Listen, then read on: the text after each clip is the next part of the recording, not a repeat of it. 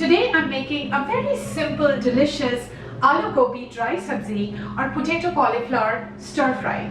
I'm not using any onions, garlic or tomatoes, so this would be done really quickly but just will taste fabulous.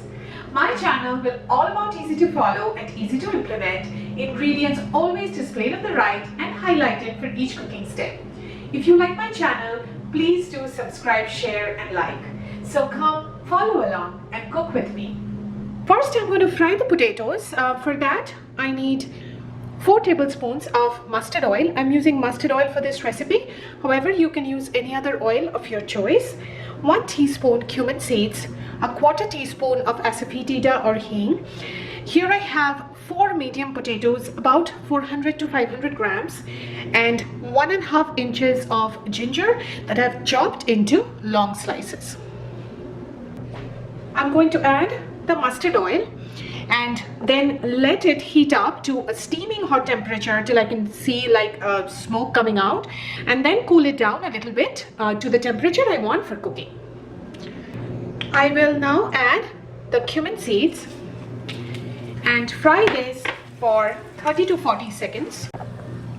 The cumin seeds are now spluttering, so I will add the asafoetida or hing and also add the potatoes.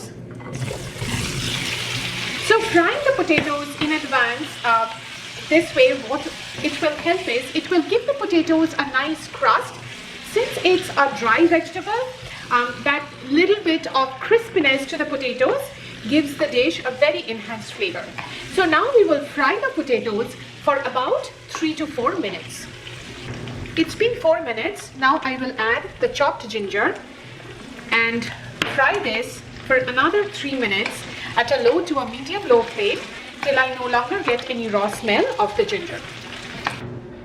Next we will add the cauliflower and fry that with all our powdered spices. For that, here we have the cut cauliflower. This is 1 large gobi, about 800 grams, that I have cut into medium sized florets, so not too small, so kind of a size like this, as you can see here. 3 to 4 green chilies, you can adjust based on your spice level. Then all our powdered spices, 2 teaspoons of Kashmiri red chili. You can also use regular red chili if you want more heat. 2 teaspoons of coriander powder, 1.5 teaspoons of amchur powder or dry mango powder, 1/2 teaspoon of turmeric powder, some salt as per taste, and coriander leaves. I'm no longer getting any raw smell of the ginger garlic. Now I will add the gobi and then fry the gobi for another 3 minutes before we will add the powdered spices. What this will do is this will help the gobi stay on the crispier side, and it will blend well with the masala when we first fry it. So let's go ahead and fry this for another 3 minutes. So one thing I also want to mention is, as you're frying the gobi, make sure that you do not cover this with a lid, because if you cover this with a lid at this stage, then the gobi will just start becoming a little bit on the soggier side and it will not have that level of crispiness that we want in this dry sabzi. So make sure you fry this for 3 to 4 minutes, like I said, on a medium flame with no lid.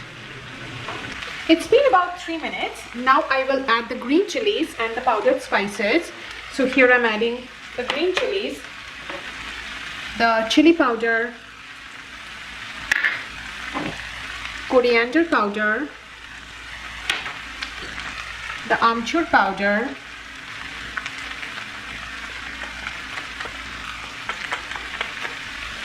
and the turmeric powder.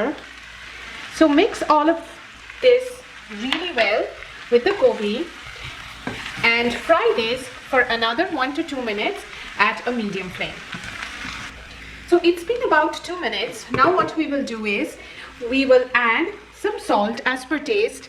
If you have noted that I haven't added any salt so far, the reason being, when you add salt to vegetables, then it starts giving out water, and the vegetables, instead of getting a little fried, it starts becoming steamed. So we wanted to make sure that the gobi and the potatoes stay more on the crispier side and don't become too mushy.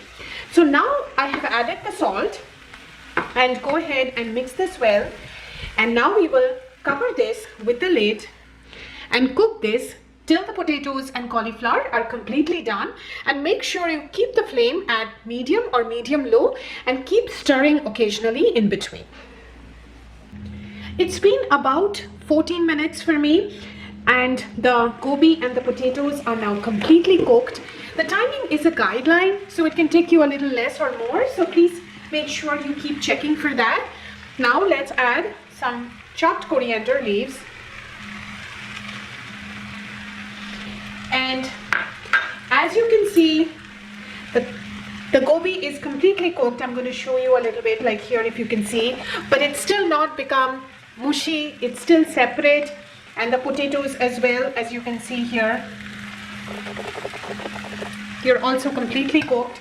So please do make the recipe this way and it will taste really delicious. It's very easy. I did not add any onions, garlic or tomatoes. It's a really tasty dish, so please do try this way, and I'm sure you'll enjoy it. And thank you so very much for watching my channel.